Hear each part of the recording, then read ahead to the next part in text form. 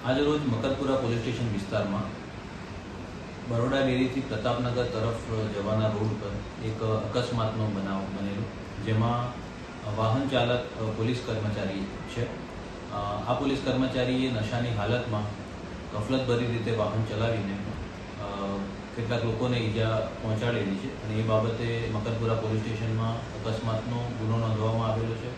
આજે વાહન ચાલક પોલીસ કર્મી છે, એનું નામ છે રાજેશભાઈ ધનજીભાઈ પાંડવ અને તેઓ એસઆરપી ગ્રુપ 12 ગાંધીનગર ખાતે નોકરી કરે છે અને એસઆરપી ગ્રુપ 9 ખાતે એક તાલીમમાં વડોદરા ખાતે આવેલા હતા અને આ અકસ્માત બાદ પોલીસ દ્વારા એમનું વાહન ચેક કરતા એમના વાહનમાંથી एक देशी दारूनी बोटल पण मळी आवेली।